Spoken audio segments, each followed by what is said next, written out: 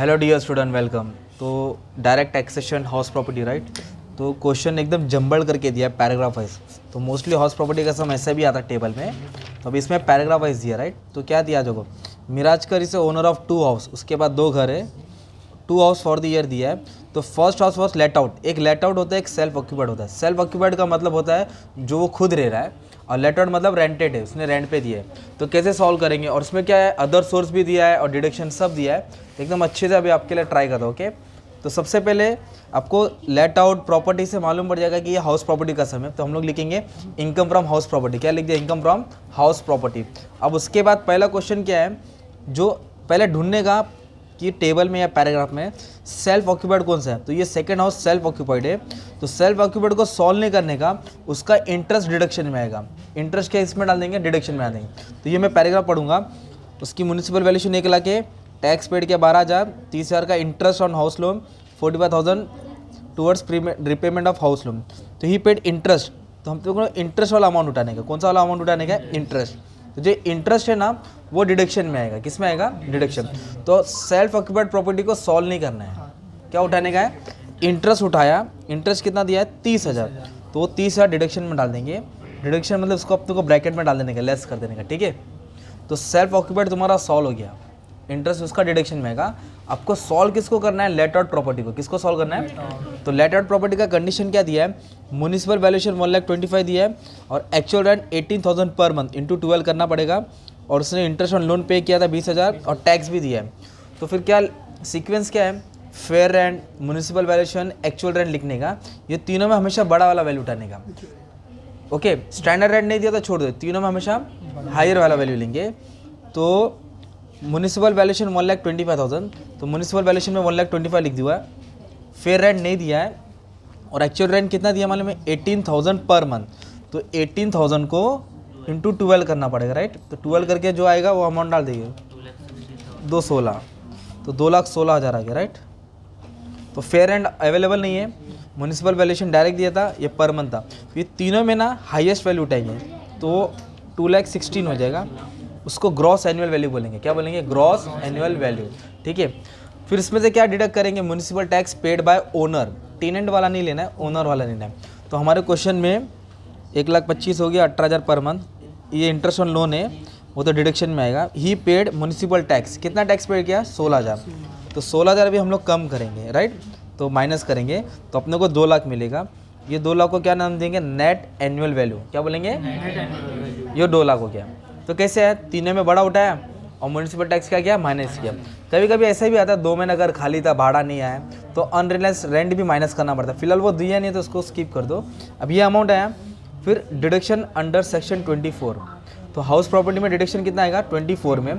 तो standard deduction कितना percent लेंगे, 30% ऑफ NAV, मतलब इसका 30% लेना है। किसका, 2 लाख का। और डिडक्शन मतलब कम करना है, तो 2 लाख के ऊपर आप लोग 30% ले लेंगे, तो 60,000 आ जाएगा, राइट। तो डिडक्शन मतलब ब्रैकेट में डाल दिया। और क्या डिडक्शन में आएगा, इंटरेस्ट ऑन लोन। जो हाउस लोन पे उसमें इंटरेस्ट पे किया वो भी डिडक्शन में आएगा। तो पैराग्राफ में दिया है, he paid interest on house loan 20,000, तो ये भी डिडक्शन में आ जाएगा। तो जो 2 लाख नेट एनुअल वैल्यू मिला है, इस पर तो दोनों डिडक्शन मतलब माइनस करेंगे।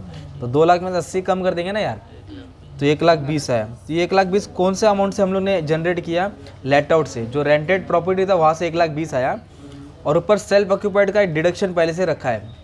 काय का डिडक्शन था, वो इंटरेस्ट ऑन लोन का, क्योंकि सेल्फ ऑक्यूपाइड को सॉल्व नहीं करने का इसके जैसे, उसका इंटरेस्ट ऑन लोन डिडक्शन में आएगा।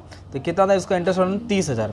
तो ये पॉजिटिव है और ये नेगेटिव है। तो आप लोग क्या करेंगे, 1,20,000 को दबाएंगे और माइनस 30,000 करेंगे। माइनस क्या करेंगे, 30। तो जो 90,000 आया ना आपका, वो हो गया इनकम फ्रॉम हाउस प्रॉपर्टी। क्या हो गया, इनकम फ्रॉम हाउस प्रॉपर्टी।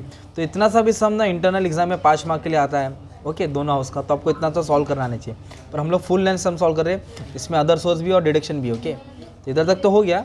अब अदर सोर्स कैसे दिया है और रीड करते हैं। इधर बोला है इंटरेस्ट ऑन FD, मतलब उसको FD पे इंटरेस्ट मिला 1,06,000, डायरेक्ट सिटिंग फीस मिला 50,000, डिविडेंड मिला टाटा कंपनी का, और डिविडेंड मिला कोऑपरेटिव बैंक का।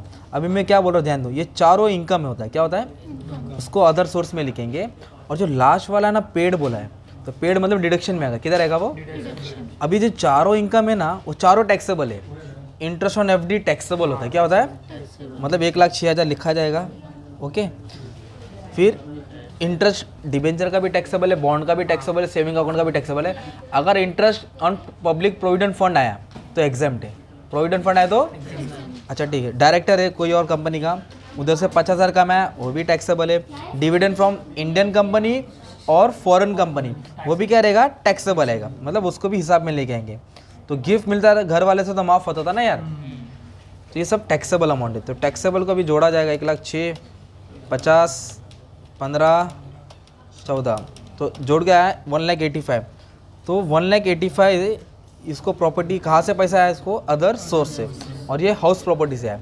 तो income from house property, income from other source, अभी दोनों को जोड़ेंगे तो टोटल इनकम मिलेगा, क्या मिलेगा, टोटल इनकम। तो उसका टोटल इनकम हो गया 2,75,000, अच्छा खासा इनकम उसने जनरेट किया, ओके। फिर डिडक्शन में क्या आएगा चेक करेंगे, ठीक है। अभी तुम्हारे लिए डिडक्शन का भी लिस्ट खोल के रखा हो, समझा दो, ठीक है। अब ध्यान देंगे, ओके। अब इधर आगे बोला है he paid medical premium 15,000 by cheque. तो उसने क्या किया, मेडिकल प्रीमियम का अमाउंट पे किया, किसके थ्रू पे किया, चेक से। तो ये मेडिकल प्रीमियम इसमें डिडक्शन में आएगा, 80D किस में आएगा, 80D। तो सेक्शन 80D में मेडिकल इंश्योरेंस लिमिट कितना है, 25,000, राइट। और उसने कैसा अमाउंट पे, कितना अमाउंट पे किया, 15, मतलब 15 तो आएगा, 25 से ज़्यादा नहीं आएगा। तो किस में आएगा, 80D में आएगा। मेडिक्लेम इंश्योरेंस क्या आएगा, मेडिक्लेम इंश्योरेंस डाल दिया, कितना हज़ार, 15,000, ठीक है, सिंपल। और इधर कुछ बोला नहीं है डिडक्शन में, एक डिडक्शन अंदर है, तुमको दिखाता हूँ क्या है, एक सेकेंड ना। देखो ATC है, ATC नाम का एक डिडक्शन आता है, ओके। ATC छुपा रुस्तम में बच्चे लोग भूल जाएंगे।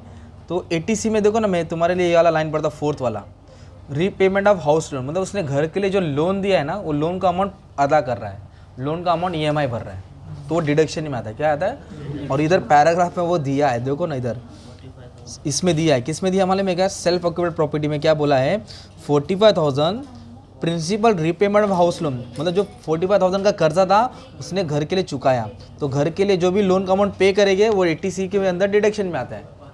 तो था क्या वो, मतलब पैराग्राफ में था, किसी को मालूम ही नहीं था। तो इधर लिखेंगे ये रीपेमेंट ऑफ लोन, क्या लिखेंगे, रीपेमेंट ऑफ लोन। तो ये एक चीज़ नया आ गया ना बच्चे लोग आपके लिए। कितना अमाउंट पे किया था वो, 45। तो डिडक्शन में ढूंढना पड़ेगा कि उसने पैसा कहाँ डाला है। डिडक्शन मतलब कटौती होती है, कम होएगा। तो दोनों को ऐड करेंगे, 60,000 आएगा, कितना आएगा, 60। तो 275 में से 60 जब मैं माइनस कर दूंगा तो जो नेक्स्ट अमाउंट मिलेगा ना अपने को, 2,15,000, कितना है, ये नेट टैक्सेबल इनकम है, क्या नेट टैक्सेबल इनकम है। मतलब ये आपको सम आएगा 15 मार्क का, और आपको आधे घंटे के अंदर 15 मार्क का टाइम है, 25 मिनट के अंदर करना है। तो तुम्हारा सम 8 मिनट के अंदर ही हो रहा है सॉल्व। तो कॉलम मतलब बना के रख देंगे, मतलब तुम लोग ट्राई करेंगे तो 15 से 20 मिनट में सम सॉल्व हो जाएगा। तो लेट आउट था, सेल्फ ऑक्यूपाइड था, अदर सोर्स था, डिडक्शन था, सब सम खत्म हो गया।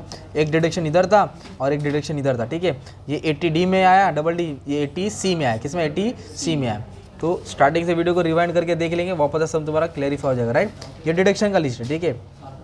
80D डिपेंडेंट रहेगा, तभी और भी सम तुमको मिल जाएगा, you can take the help. Thank you.